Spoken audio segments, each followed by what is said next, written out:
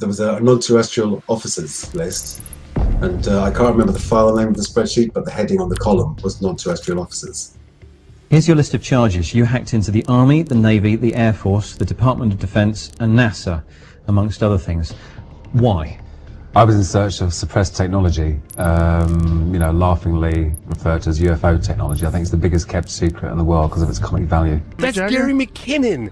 He's the biggest computer hacker in history. Let me see what he looks like. He almost went to jail for life because he was like, I'm going to find out what the government knows about UFOs. So he hacked into the systems, NSA, CIA, DIA. Between March 2001 and March 2002, Mr. McKinnon hacked into the systems of NASA, the United States military, and the U.S. Department of Defense from his home computer in North London. But Gary McKinnon took it upon himself, a computer hacker, to find out if the government had proof of alien visitation. And he spent a couple years hacking systems, and he found... Yes, there's UFO technology. There's anti-gravity, there's free energy, and it is extraterrestrial in origin, and we've captured spacecraft and reverse engineered it. We're using anti-gravity? Yeah. He hacked into the US military, NASA, and the Department of Defense, not for money, not for power, but to find proof. Proof that alien life and advanced technology were real and hidden. For months, he searched through classified systems the world wasn't meant to see. And when he finally found what he was looking for, he was caught. Overnight, he became the most wanted hacker on Earth, facing life in prison for exposing what no one was supposed to know. When I was about 12 or 13, I'm pretty sure I was under 14 anyway, I saw my first and last actual sighting of an unidentified flying object, light in the sky that I couldn't explain. And I was looking from an upstairs window, and this light went across from almost vertical to the horizon in about, 3 to 5 seconds. It was a pretty orangey red, but it was moving in Brownian motion in this arc, so it wasn't a clean arc. Literally, like, what the hell can move like that with such speed and left and right? But just over the horizon, and that was it. But yeah, time goes on, and you grow up, and you learn things, and the darker side of the politics surrounding UFOs. I learned a lot more about that. You just imagine that some group of people has this technology somewhere. There's so much evidence for it. He knew the answers were out there, and if no one else would look for them, he would. Now let's get right into it. Here, the interviewer asks him directly, how did he hack them? What did he find? And this is where things start to get interesting. How did you go about hacking into the computers to find what you were looking for? Well, unlike the press would have you believe, it wasn't very clever. I searched for blank passwords. I wrote a tiny Perl script, the Perl language, that tied together other people's programs that searched for blank passwords, so you could scan 65,000 machines in just over 8 minutes. So you went and actually accessed 65,000 machines sitting on, I guess, 65,000 desks in different buildings? No, because all 65,000 aren't necessarily live yet. You might find typically 5,000 might be live. And out of that, 500 might be Windows machines, then 50 might have blank administrator passwords, which is a pretty bad ratio of the world's largest military. So you're saying that you found computers which had a high-ranking status, administrator status? Yep. It happened between 2001 and 2002, a time where the internet still felt small, quiet, almost innocent. While most people were just discovering email, one man, sitting alone in a flat in North London, was breaking into the most secure networks on Earth. No masks, no team, no money trail, just a dial-up connection and a belief that somewhere inside NASA and the US military, there were files the public was never meant to see. What followed would become the biggest military computer hack in history, a digital breach that shook the Pentagon, NASA, and the Department of Defense. For months, McKinnon quietly wandered through their systems, sometimes even leaving polite messages on their screens. He wasn't deleting files or causing damage, he was searching. And when the story broke, it hit every major news outlet. CNN, BBC, and The Guardian called him the man who hacked the Pentagon from his bedroom. But behind the headlines was something deeper. Gary claimed he wasn't looking for passwords or defense secrets. He was looking for proof of something far stranger. proof that alien life and advanced technology were being hidden from the world. And soon, the evidence he stumbled upon would make even the most skeptical journalists pause. And what did you use that to do? I was searching for files and evidence in relation to the UFO question. Were you the only hacker to make it in, past the slightly lower than expected lines of defense? Yeah, exactly. There were no lines of defense. There was a permanent tendency of foreign hackers. You could run a command when you're on the machine that showed connections from all over the world. Check the IP address to see if it was another military base or whatever, and it wasn't. The General Accounting Office in America has again published another damning report saying that federal security is very, very poor. So let's get this straight. While you were on a machine inside one of these computers in the Department of Defense, say, there were other hackers logged onto that machine as well from around the world. Yeah, you run your NetStack command and you see the list, Turkey, Germany, Holland, everywhere. It sounds unbelievable, but he wasn't the only one inside. While Gary was exploring the digital corridors of the US military, other connections were lighting up on the same machines, from Turkey, Germany, Holland, and places no one could explain. It was as if half the world had a key to the Pentagon, and no one noticed. The US General Accounting Office would later confirm it. Military cybersecurity was shockingly weak. No firewalls, no monitoring, no alerts. A single person from a London apartment had managed to walk into NASA's network. What Gary saw exposed more than just hidden files, it exposed a system built on illusion. And the craziest part? It could all be done from a computer you'd find in any living room. Do you have any tips to stop hackers like yourself from getting into computers within companies or within homes? Yeah, first of all, have a password. Don't have blank passwords. I think your first line of defense is stuff that's already part of Windows. So as well as having a good password, in the office environment, you should enforce log on, log off hours, so no one can log on before or after office hours. Simple tweak to making the Windows security. Make sure everyone turns off the machines at night when they go home from the office, or make sure you turn off your router at night if you've got broadband and you go to bed at night. Turn off the remote registry service. That's exactly the kind of weakness Gary exploited. Small, stupid gaps that open the door to something much bigger. But there's something out there that almost feels illegal, and I have to show it to you. Put bluntly, it teaches the techniques hackers use.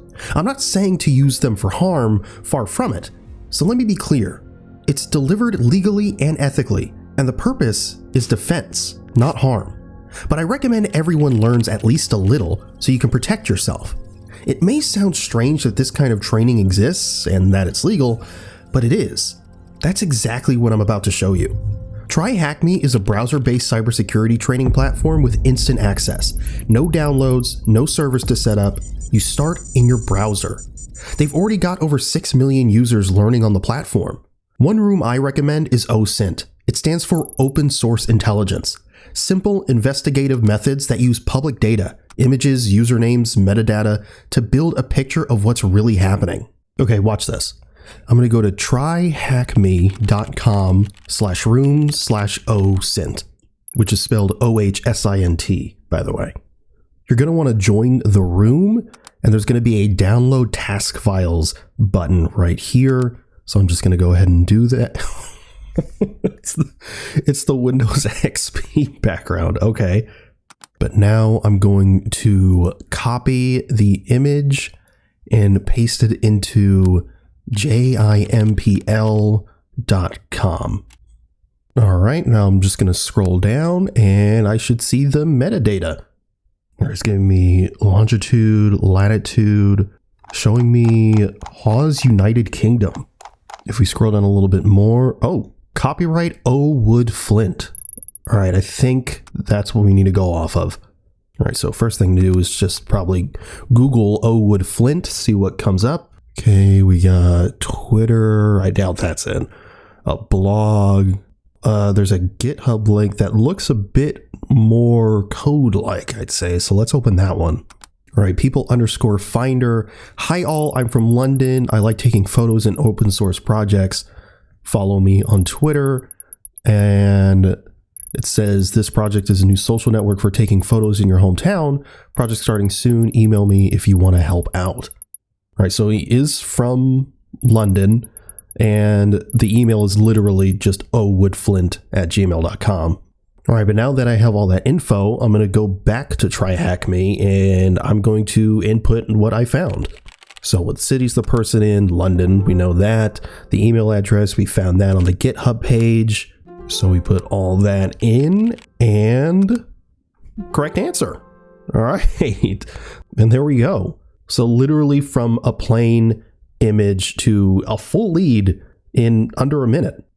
It barely took any time at all, and it's legal. You have to try this. But I'm stopping here. I'm not going to finish the room for you. That's the point. You got to try it yourself. Look, TryHackMe isn't theory. It's hands-on labs that mirror real attacks and defenses, with guided paths that take you from complete beginner to job ready. They've got a careers hub and certs to help you get interviews, gamified progress with badges and leaderboards to keep you motivated, and an AI tutor, Echo, that helps when you get stuck. If you want to try this yourself, jump into TryHackMe with the link in the description. Start with OSINT and see how far you get. Many rooms are free to play. I'll leave the rest of this challenge for you to solve. If you finish it, drop a comment and tell us how far you got. And if you want full access, use my code ADVICE25 for 25% off the annual plan. All right, now let's hear Gary, what he found exactly, and why he was almost sentenced to 60 years in prison. Did you find what you were looking for? Yeah. Tell us about it. There's a group called the Disclosure Project. They published a book which had 400 expert witnesses ranging from civilian air traffic controllers through military radar operators right up to the chaps that are responsible as to whether or not to launch nuclear missiles. So some very credible, very relied upon people, all saying that yes, there's UFO technology, there's anti-gravity, there's free energy, and it is extraterrestrial in origin, and we've captured spacecraft and reverse engineered it. And these are, very solid, reliable chaps in charge of launching nuclear missiles. So, what did you find inside NASA? One of these people was a NASA photographic expert, and she said that in Building 8 of Johnson Space Center, they regularly airbrushed out images of UFOs from the high-res satellite imagery. And using the same blank password hunting technique, I got down to Building 8, got a few blank passwording machines there, and what she said was there. There was folders called filtered and unfiltered, or processed and raw, or something like that. I got one picture out of the folder, bearing in mind this is a 56k dial-up. It was a very slow internet connection. Oh, crikey, yeah, I mean, dial-up days. A 235 megabyte picture, and if you're talking 5 minutes a megabyte, obviously impossible to download. Also in a NASA proprietary image format, not a GIF or a JPEG or anything. So using the remote control program, I turned the color down to 4-bit color, the screen resolution really, really low, and even then this picture was still, juddering and coming onto the screen. But what came onto the screen was amazing. It was a culmination of all my efforts. It was a picture of something that definitely wasn't man-made. It was above the Earth's hemisphere. It was kind of looked like a satellite. It was cigar-shaped. It had geodesic domes above, below, to the left, to the right, and both ends of. And although it was a low-resolution picture, it was very close up. This thing was hanging in space. The Earth's hemisphere was visible below it. And no rivets, no seams, none of the stuff associated with normal man-made manufacturing. What's interesting is that parts of Gary's story aligned with how NASA actually operated at that time. During those years, Building 8 at the Johnson Space Center was indeed responsible for processing and archiving satellite imagery before it was released to the public. Multiple former contractors have confirmed that image filtering was common practice back then, officially to remove classified satellites or sensitive details. So when Gary mentioned folders labeled filtered and unfiltered, that wasn't science fiction. That was exactly how NASA handled their raw and public data sets during that era. Even the format he described, the proprietary NASA image files, was real. The agency used a system called FITS, and several in-house formats incompatible with normal image viewers. So yes, what Gary saw fits perfectly with what was there, both technically and procedurally. Is it possible this is an artist's impression? I don't know. No, for me it was it was more than coincidence. I mean, this woman had said, this is what happens in this building, in this space center. I went into that building, that space center, and saw exactly that. And the folders were even called unprocessed and processed, or raw and filtered or something, so. And maybe that was the confirmation he'd been searching for. Everything matched. The building, the folders, even the format.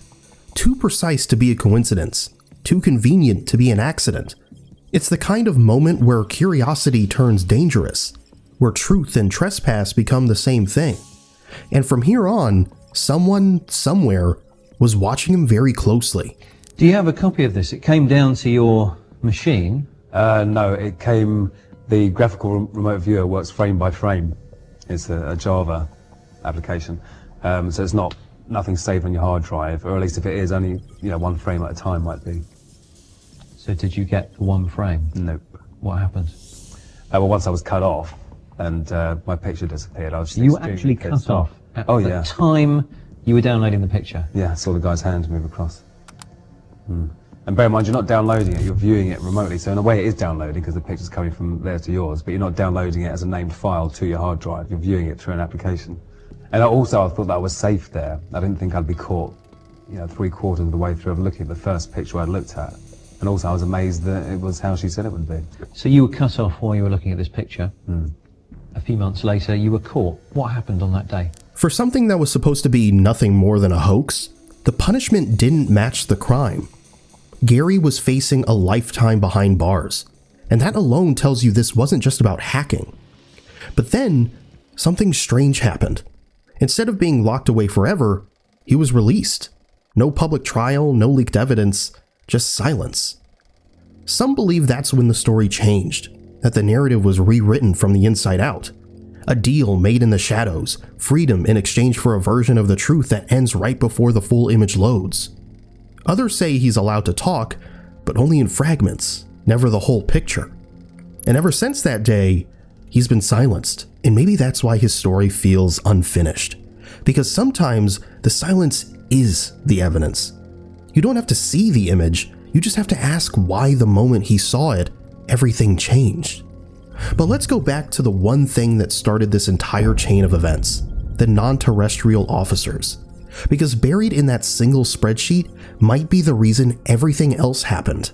But I'd scan and look for documents, etc., and I found an Excel spreadsheet that was actually called, or at least in the heading of the column, it said non-terrestrial officers. And I was like, oh my God, that's just non-terrestrial officers. Non-terrestrial officers with ranks and names, and then a separate sheet with tabs for material transfer between ships. And these were, I don't remember the names now. It's a long time ago. A lot of people give me a hard time for not remembering the names and stuff, but it was a long time ago. Right. But non-terrestrial officers thought, well, it must be, let's try and cut out all the possible conventional explanations first. I searched for that term, it was nowhere. It was nowhere at all. Now if you search for the term, you only find links to me and stuff that I've said. Right, I see. So it wasn't a standard thing in the military at all. Right. So I took that to be, they must have a secret space-based... So the non-terrestrial officers, what, it couldn't be astronauts? It could be. That's the thing, it's up to you how you interpret that, isn't it? Right. But these ships were called USS whatever and USS whatever. So they started with USS? Yeah, so that implies Navy, and I think the Navy do a lot of space stuff. Right. The US Navy. And how many officers' names would you estimate were listed, and how many ships were listed? Probably, oh God. I think there's probably one screen full of officers' names. So what's that, 25 rows on an Excel spreadsheet? And these were low resolution days as well. So you're talking about 800 by 600 screens, not very big. But the ships was probably, I don't know, a third of the spreadsheet. So estimate how many different ship names you saw? Oh God, maybe 8, 10. 8 or 10. And am I right in thinking that you then tried to search for those specific names? Oh yeah. Right, and didn't find a thing. Right, so you think that they could be classified... Not the names of the people, the names of the ships. Yeah, but they could be classified secret or top secret names of some sort of craft or ship. Yeah, obviously not public. Maybe that's where the story really begins. Not with the hack itself, but with what it revealed. Because if even a fraction of what Gary found was real, then the world is operating on a truth far larger than what we've been told. Since then, the files have vanished, the systems have changed, and Gary has remained silent. No one knows what he truly saw or what he might still be keeping to himself. But what's strange is how it all ended. A man facing 60 years in prison, suddenly free.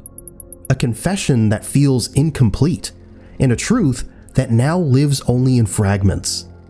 Some say they let him go because the damage was done. Others believe they needed him to rewrite the story, to turn truth into noise. But you don't threaten a man with a lifetime behind bars for seeing nothing. And maybe that's the real mystery. Not what he found, but why we were never meant to see it.